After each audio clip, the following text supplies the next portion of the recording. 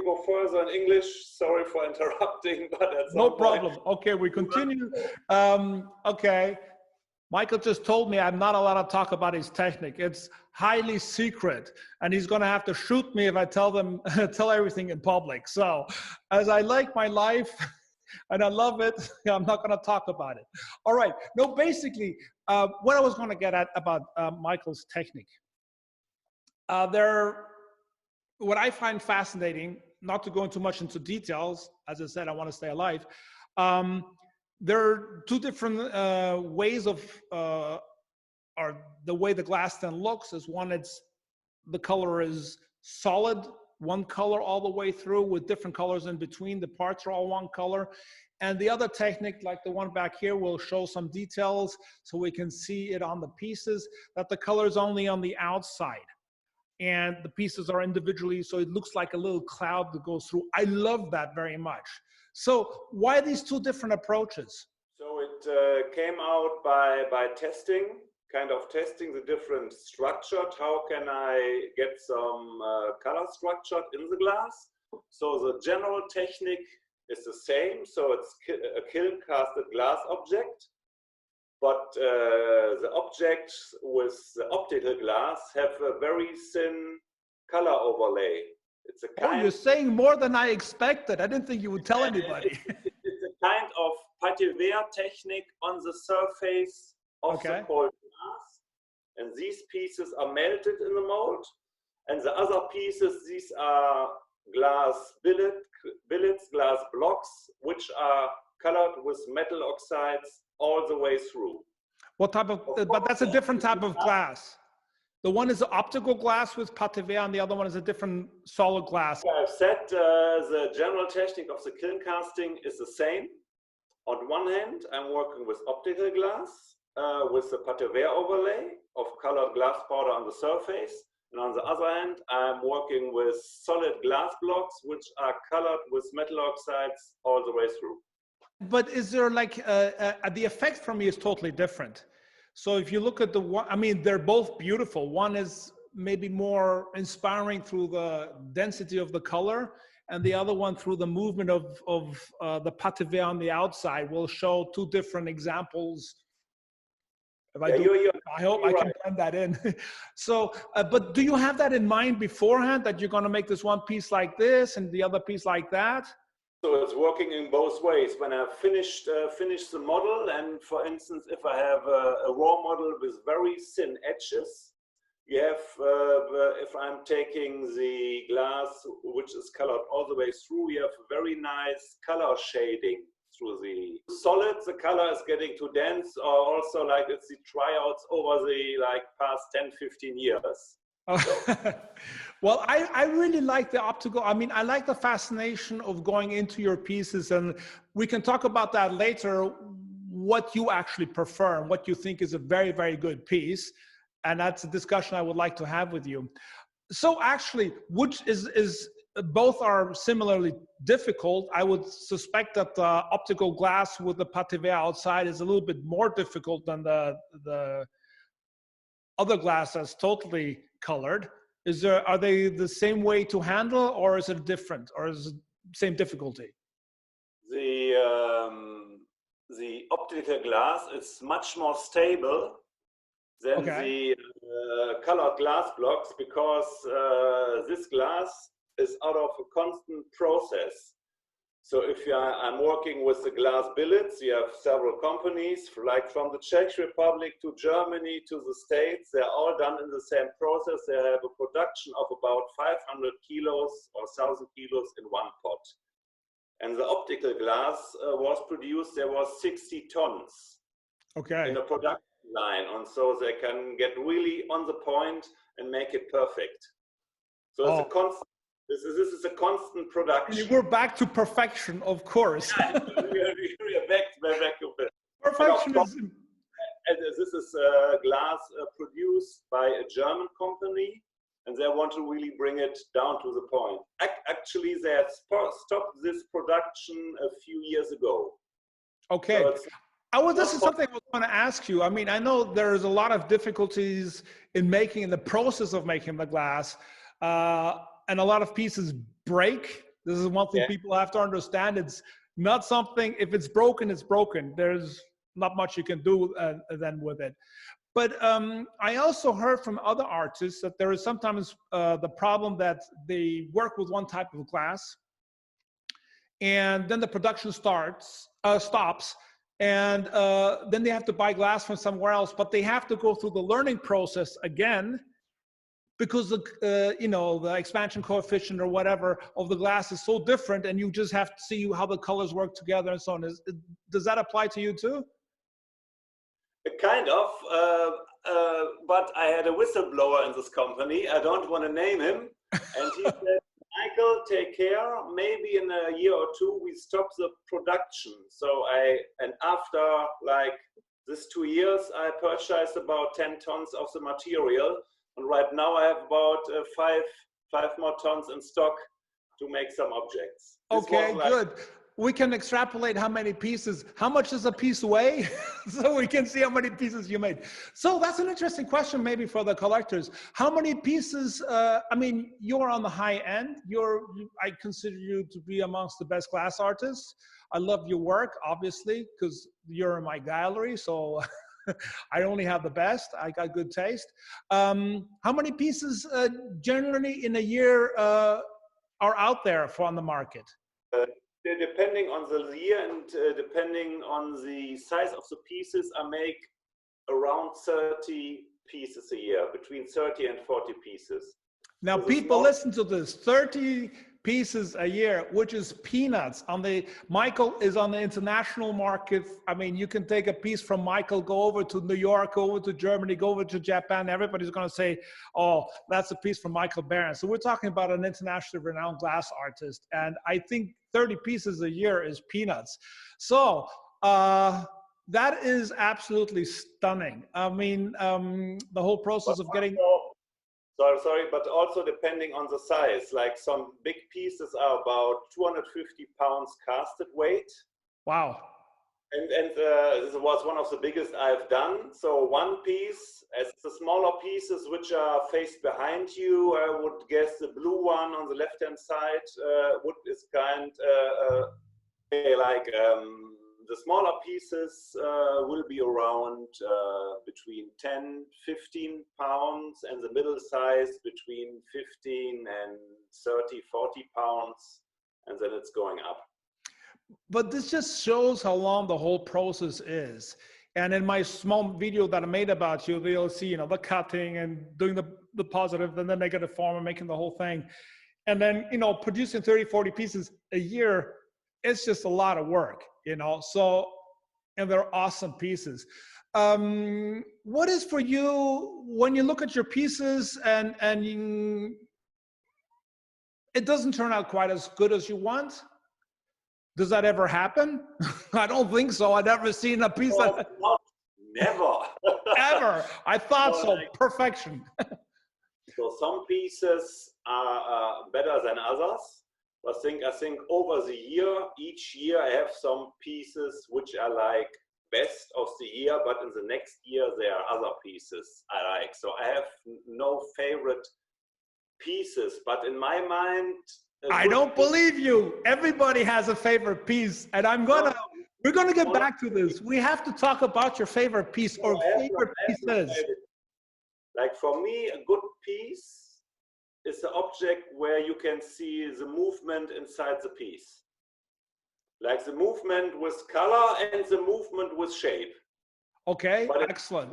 This is my taste, but also it's a question of taste of the people. Some collectors are more into kind of call it like silent objects, which are more, not so expressive. Okay. And also with not so expressive colors. And some people prefer, they want to have the movement, like the red piece, the red with yellow, which is behind you. There's you no send me photos we're going to show, okay? I have a very tall piece by you that I think is absolutely phenomenal. And that goes in between the kind of what you said. It's optical glass, it's gray on the outside and orange in the middle. And you know the piece. I'll show a nice photo. I love that piece because in the center it has this dynamic that you want from one of your pieces that goes into the depths. It has a size that is big, but it's not so big you don't know where to put it. And I think that's it. So the form is important for you too. Is not only the structure inside. Yeah, it's a connection of both, I would say. Connection of both. Connection of both, yeah. Wow, fantastic. Yeah, it's the shape and the inner structure. Okay. And of course, I'm working not also with the inner structure. I'm also working with the surface structure. So on this piece, I think you have 3 different surfaces. You have the kind of batuto, like the grinded technique. You have velvet surface and a high polished surface. I think that's a component. What I think accentuates your forms is the thickness of the glass and the thinning, because the color of the glass looks different, as you said before, and then you structure the surface in different ways. As the battuto, which is like these little battuto actually means Italian, means hammered. These kind of little cut-ins into the surface, then the matted side, and then the glossy side. I love the way you play with it. Also, on that one tall piece, you have some matted surface, and then what you see inside the glass looks different than when you just can look through it. And that's absolutely something really fantastic on your piece. What I thought was going to be a little bit easier is going to be difficult. I was going to talk about, but you already kind of spoke about it, that for you the form and the whole 2 components of form and the structure together is, and it change, you like one piece this year and then the other year is something else. How much is that driven by what the clients buy? I mean, if you sell a lot of, I don't know, one color, does that inspire you? Do you then think that's a good piece? Because I, as a gallerist, actually, when I see the piece, some things just move me. And sometimes I'm really surprised I can't sell it. And I'm like, okay, that's interesting, because maybe I like it too much, I can't sell it. Or maybe sometimes, you see things that people are not there yet to see and understand what you see, because you've just seen so much more glass. You know so much more about your art, So sometimes you see something a little bit different. So for me, I very often have pieces that I find interestingly, I don't know why I haven't sold that yet, but I really think that's an excellent piece. Does that ever happen to you? Not so often. I think I just have a good taste about shape and color. No, but I think, of course, you have there are 2 different things. You have the size of the object and you have the color of the object. About the sizes, of course, it's a question of the budget of the collectors or the spot where he or she wants to put it. I think with the color, it's more difficult. The color component is something that, for me, comes with a client. But sometimes I just look at a piece and I just love the structure that's inside, and it just seems to have because I always think by glass art, there's a certain element of godly inspiration that happens within the glass while it's in the oven. So there's so much you can do as a glass artist, and there's this like 3, 4, 5% that happens in the oven that you obviously can't influence, because the colors tilt in one direction or it flows in a little bit different direction. And sometimes it just is like, wow, that's really fantastic. But I agree with you. There are certain colors I mean, I love these orange, yellow, reds, like the one piece you have. The blues are absolutely awesome. But I had pieces from you that, the emerald color piece, I have to show that piece. I love that. By the way, I want another one. I want another emerald color piece, at least 2. Yeah. They are so beautiful. I always feel like I'm swimming in the melodies when I see that. Yes, some objects with special colors, they are really nearly directly gone when I've made the object out of these colors. And some colors, and also it's still, I think it's depending on the country of the people, of the collectors. Like the Germans, for instance, they are more conservative a little bit. And like if you have two strong colors like pink and orange, they are not so into it. But yeah, same in Austria, yeah. have, like the American collectors from Florida, for instance, they like the strong red, strong orange colors. It's different if the people maybe come from the Chicago area. This is more, a little bit more, not like German, a little bit more conservative, not so strong colors. So this is very interesting. Also in Germany, if they come from the Netherlands or from Austria, depending on the people, but you can talk about it as a gallery holder. I think also you have some colors which are you able to sell, or some colors where you're not able to get rid of in your gallery. If you see something from, depending on the artist, you see, oh, I can sell these, or I will never get rid of this object. That's weird. That's a very, very, very good question. If I could answer that, probably it would make life easier or more difficult. I'm not too sure, because easier in the sense is like, okay, that's gonna go.